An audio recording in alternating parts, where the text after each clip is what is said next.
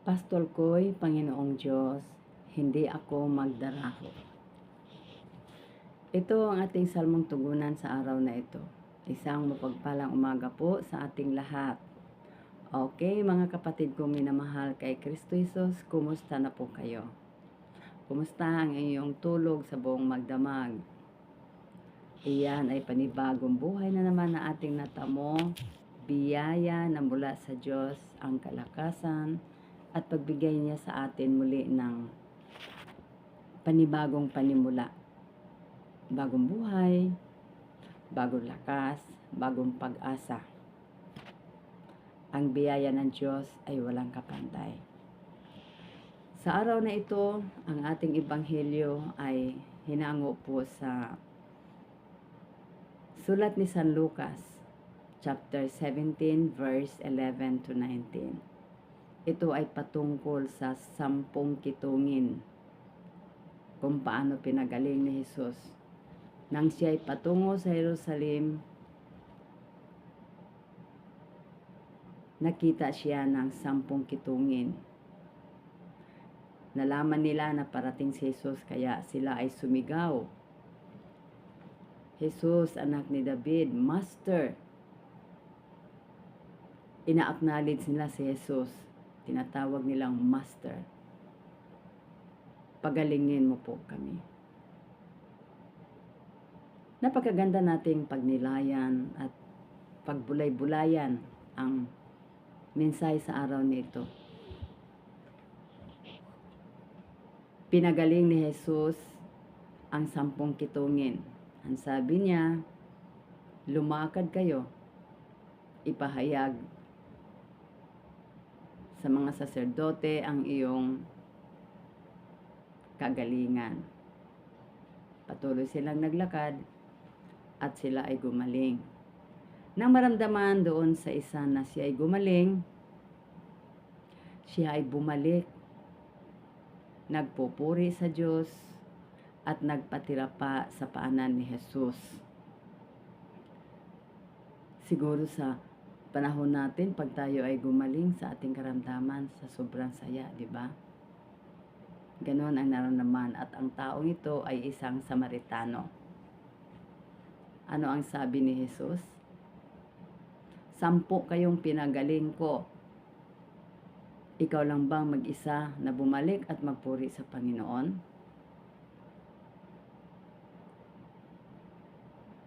Humayo ka. Ang sabi ni Jesus sa lalaking ito, pinagaling ka na sa iyong pananalig. Mga kapatid ko minamahal, ang isang karamdamang kitong noong kapanahunan ay isang karamdaman na napakahirap gamutin noong kapanahunan, at ang tanging kanilang pag-asa lamang ay si Jesus. Pero sa ngayon, ang mga kitong na karamdaman ay madali ng gamutin. Marami ng mga napag-aralang gamot, no? Pero sa ating mga sarili, naitanong na ba natin kung sino si Jesus sa ating buhay? Isang pagninilay na sa anumang mga tagumpay na ating natamo, tayo ay nangangailangan pa rin ng habag at awa ng Diyos. Pinaalala lamang sa atin kung gaano kadakila ang Diyos sa ating buhay. Sa likod ng ating mga pagkukulang at pagkakasala, siya ay nariyan. Ang nais lang ng Diyos, yung matuto tayong lumapit sa Kanya, magbalik loob, magpuri sa Panginoon, dahil tayo ay may mga karamdaman din. Isang karamdaman na kailangan nating gamutin, ang ating mga karamdamang pagkakasala.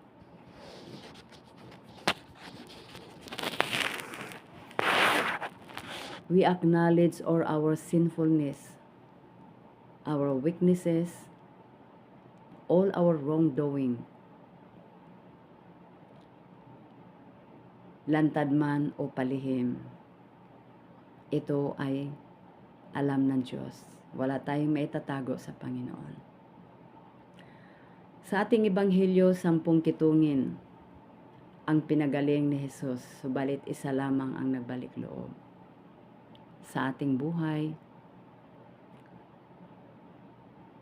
kapag tayo ay may mga panalangin, talagang seryosohan tayong dumulog sa Diyos na nalangin at walang patid. Hanggang sa makamtan natin, lalo na pagdating sa mga karamdaman. Marami tayong mga binitiwang salita na pangako, ngunit pagdating ng katugunan, ni kinalimutan na natin ang Diyos.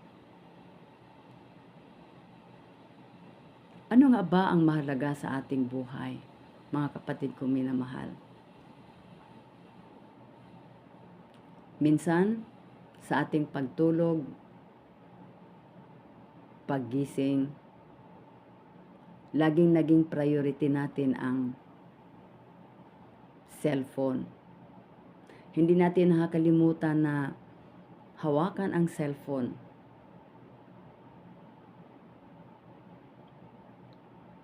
Pero sa ating mga sarili, natanong na ba natin, naging priority ba natin ang Diyos? Pagising sa umaga, ang Diyos ba ang nasa ating isip? Ang magpuri sa Kanya? Magpapasalamat sa biyayang kaloob na ating natamo sa bawat pagising. Isang biyayang pinakamahalaga ang ating buhay. Subalit para nakalimutan natin na ang Diyos araw-araw, minuminuto, sa bawat segundo, may binigay na biyaya ang Panginoon. Kasi doon lang tayo nakafocus sa mga material na bagay.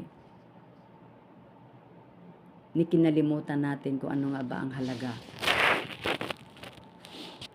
At gaano ba tayo kamahal ng Diyos sa likod ng ating mga kahinaan.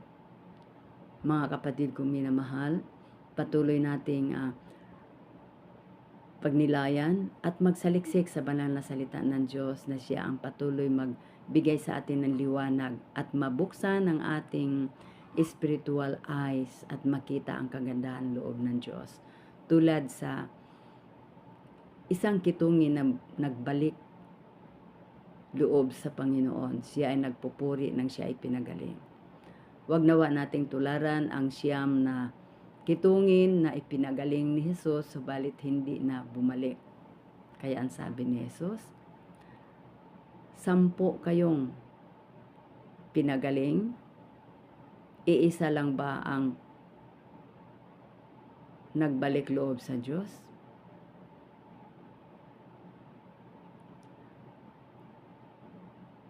Tanungin din natin ang ating sarili. Sa ating mga panalangin ba, nabigyan ng tugon sa Panginoon, tayo ba ay nakapagpapasalamat sa Kanya? Tayo ba ay pumasok sa Kanyang banal na tahanan kasama ang ating mga mahal sa buhay? Ginawa ba natin ang ating tungkulin sa ating mga mahal sa buhay, sa ating pamilya, ang pag-akay ng ating mga anak sa gawaing kabanalan at pag-introduce sa kanila sa kadakilaan ng Diyos? Mga kapatid kong minamahal, ito ang nais ng Diyos sa atin. Ang dadalhin natin ang ating mga paa sa paanan ng Diyos, hindi lamang sa ating sarili. We are a part of mission of Jesus to bring people sa paanan at magbalik loob sa Diyos. At anumang ating mga kahinaan, mga pagkukulang at pagkakasala, isurrender natin sa Kanya. At buong pusong magtitiwala sa Panginoon upang anumang ating mga kahilingan, ito ay mabigyan ng tugon. Sapagkat ang panalangin ang siyang maging daan na tayo lalong mapalapit sa Diyos. Kung walang panalangin, walang pagkilos ang banal na espiritu sa ating mga buhay. So prayer is very important, especially prayer of Holy Rosary. Our Mother Mary is our great intercession.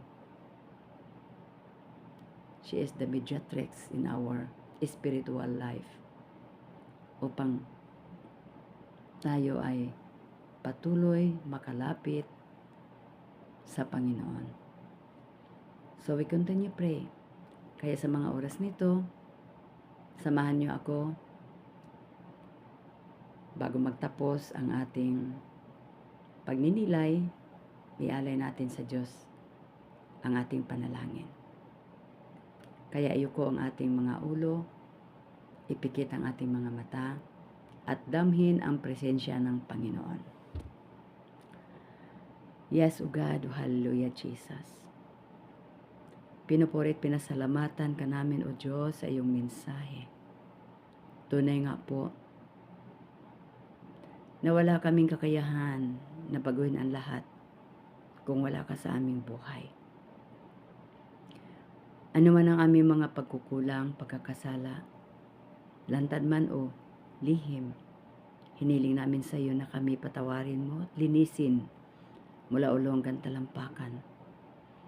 At sa aming mga nakamtang mga biyaya na ipinagkaloob mo sa amin, matutunawa kami na magpasalamat at magpuri sa iyo tulad sa isang kitungin na nagbalik loob sa iyo. Siya ay bumalik, lumulundag, nagpupuri at nagpapasalamat at nagpatira pa sa iyong paanan. Tanda ng kanyang pagsuko sa buong niyang pagkatao. At iginagawad mo ang biyaya na narapat sa kanya. Pinahayo mo siya sapagkat ang sabi mo, pinagaling siya sa kanyang pananalig. Marami din kaming mga dapat idulog sa iyo, Diyos, mga karamdaman. Physically man, materially, and most of all spiritually, that we need to surrender to you, O Lord Jesus. Upang kami ay patuloy makalakad na matiwasay at ang mga salita mo ang siyang patuloy tanglaw sa aming mga buhay. Yakapin mo kami at pagkaisahin at paghariin ng iyong pag-ibig at kapayapaan sa bawat tahanan. Mga kabataang nalulung sa mga masamang bisyo, masumpungan nawa nila ang liwanag na nagmumula sa iyo at magiging instrumento ang kanilang mga mahal sa buhay para sa pagbalik loob, O Panginoon. Upang anumang kitong na karamdaman ang mayroon ang bawat isa sa amin, kami din po ay gagaling sa pangalan ni Jesus. At silyuhan mo kami na iyong kabanal-banalang dugo upang huwag kaming lubusang mahulog sa bitag ng tiyablo. Ito ay aming samot dalangin sa iyong bugtong na anak na aming Panginoon Jesucristo na naghahari noon, ngayon at magpakailanman. Amen and amen. In the name of the Father, and of the Son, and of the Holy Spirit. Amen. Thank you, Lord Jesus. Hallelujah. Purihin ang Panginoon. At maraming salamat din po sa mga nanonood at nakikisa sa ating panalangin. At ang kinina natin na tayo din ay gumaling. Maging kayo man, mga kapatid, ano man problema mo, surrender to God. Ano mang kitong na mayroon ka, batay sa iyong pananalig, ikaw ay gagaling. Sapagkat ang sabi ni Jesus, humayo ka, gumaling ka na sa iyong pananalig. Purihin ang Diyos, purihin ang Panginoon. God bless us all.